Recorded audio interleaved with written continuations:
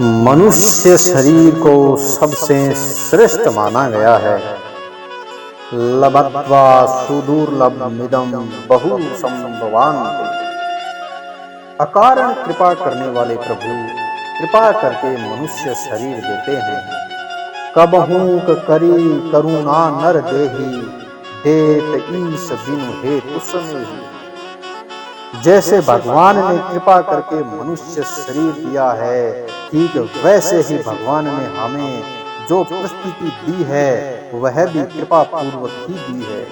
हमारे कर्म अच्छे हो चाहे अच्छे ना हो, कैसे ही कर्म हमने किए हो, परंतु उनके फल का विधान करने वाला हमारा परम सुहृदय है। सुहृदम सर्वभूतानां। सांसारिक दृष्टि से तो परिस्थिति दो प्रकार की होती है, सुखदायी और दुखदायी। पर पारमार्थिक दृष्टि से परिस्थिति दो प्रकार की नहीं होती। परमात्मा की प्राप्ति चाहने वालों के लिए परिस्थिति के दो भेद नहीं होते, क्योंकि भगवान ने अपनी प्राप्ति के लिए मनुष्य शरीर दिया है, तो जो परिस्थिति दी है वह भी अपनी प्राप्ति के लिए ही दी है।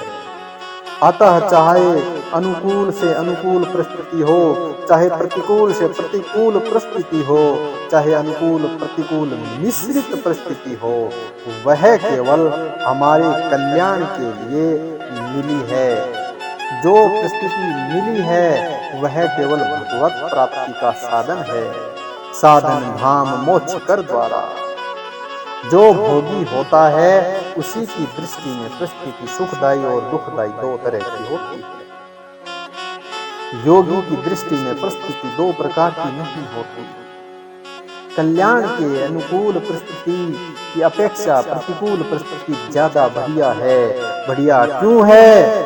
क्योंकि अनुकूलता तो राग के कारण संसार में फंसने की बहुत संभावना रहती है, परंतु प्रतिकूलता में संसार में फंसने की संभावना नहीं रहती।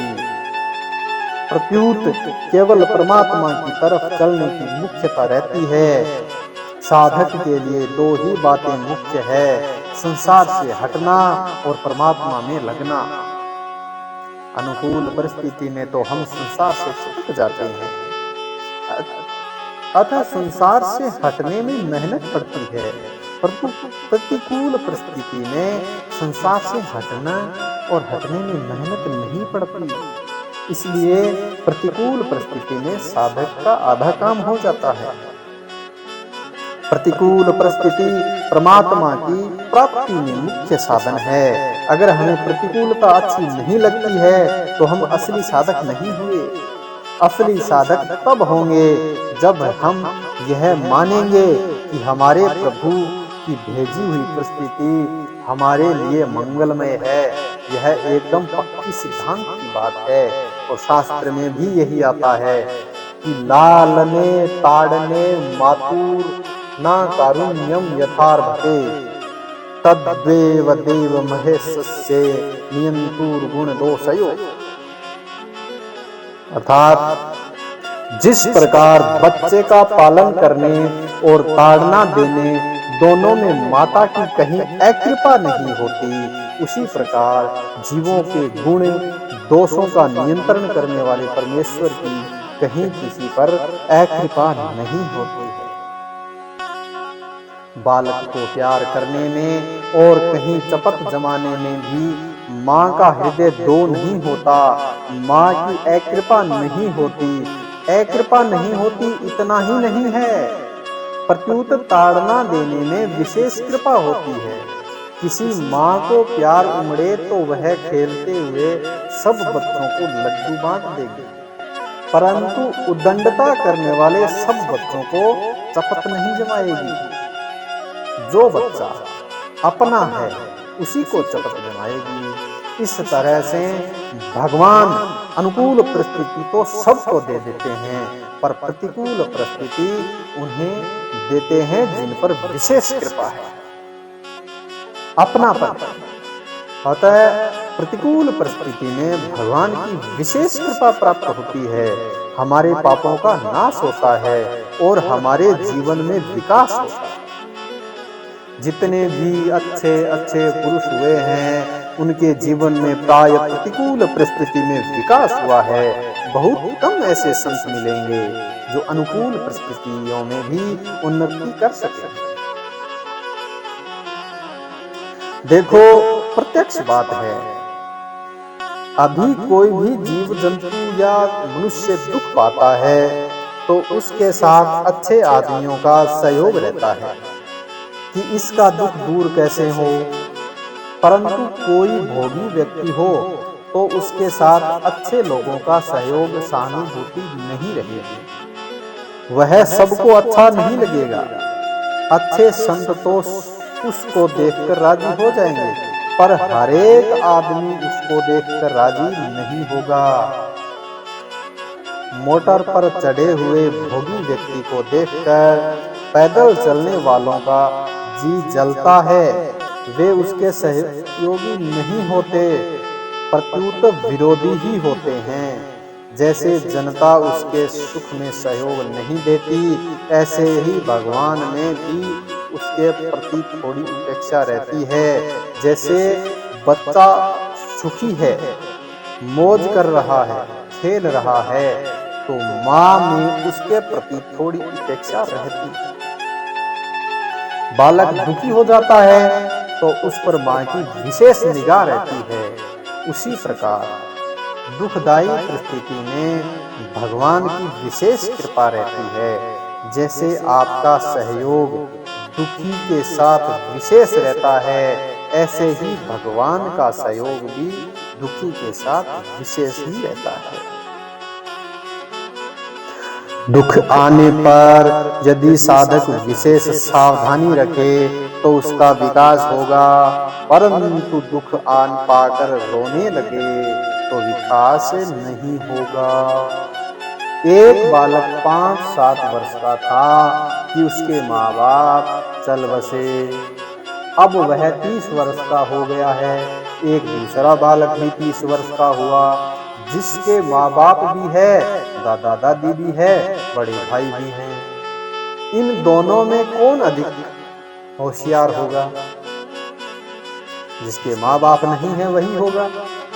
कारण है कि दुख में हमारी जितनी जल्दी उन्नति होती है उतनी अनुकूलता में नहीं होती। दुख में नया विकास होता है।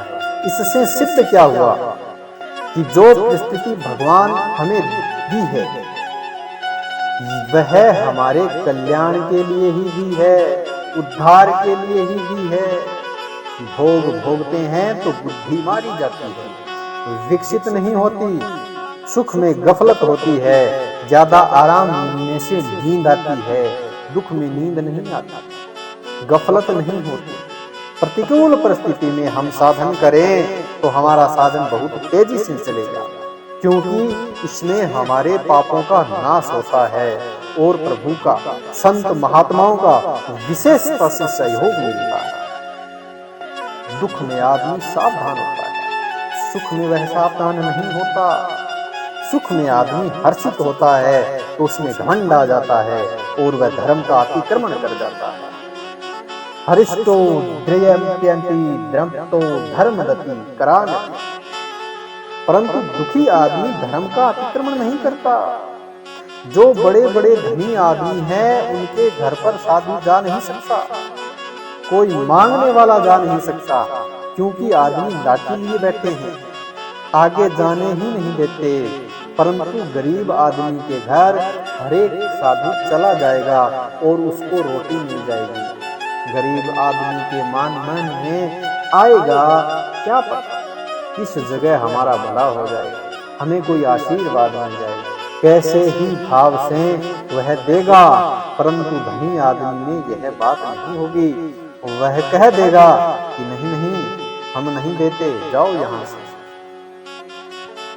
अतः सुखी आदमी के द्वारा ज्यादा अच्छा काम नहीं होता कोई, क्योंकि वह सुख भोगने में लगा रहता है। दुखी व्यक्ति भोगों में नहीं फंसता, उपराम रहता है। इसलिए वह दूसरों के लिए, अपने लिए और भगवान के लिए ठीक होता है तथा भगवान, जनता सब उसके लिए ठीक होते हैं। दुखदायी परिस्थिति में साधक को प्रसन्नता होनी चाहिए, आनंद होना चाहिए कि भगवान ने बड़ी विशेष कृपा करके ऐसा मौका दिया है।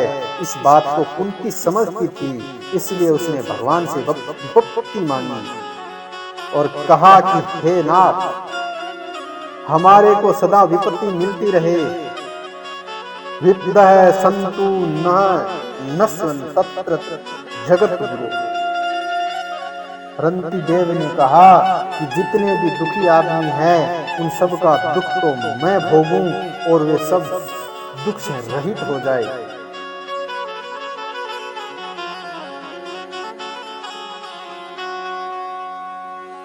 आरंती प्रपद्ये खिल देह भाज मंत्र सत्सितो येन भवेन्तु दुखा।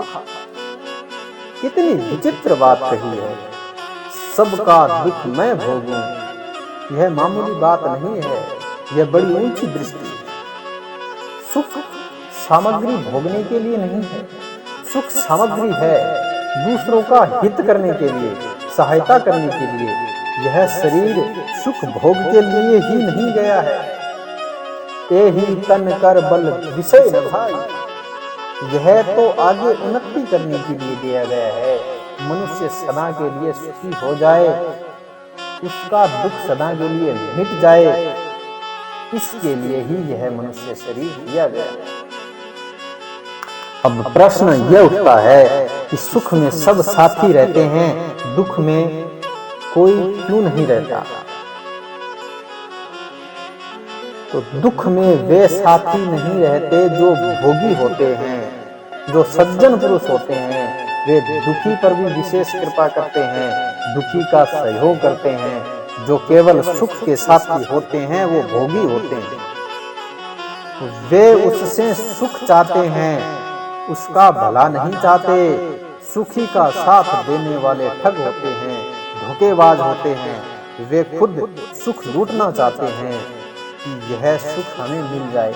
सज्जन पुरुष दूसरे का हित करना चाहते हैं।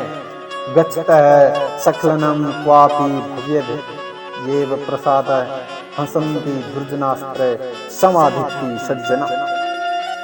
चलते हुए कोई गिर जाए, उसको चोट लग जाए तो दुष्ट पुरुष हंसेंगे, पर सज्जन पुरुष कहेंगे कि भाई कहाँ लगी है, तुम्हें कहाँ जाना है, हम तुम्हें पहुंचा देते हैं। अतः दुखदायी परिस्थिति में सज्जन पुरुष का विशेष सहयोग मिलता है और हमारा अधिक विकास होता है।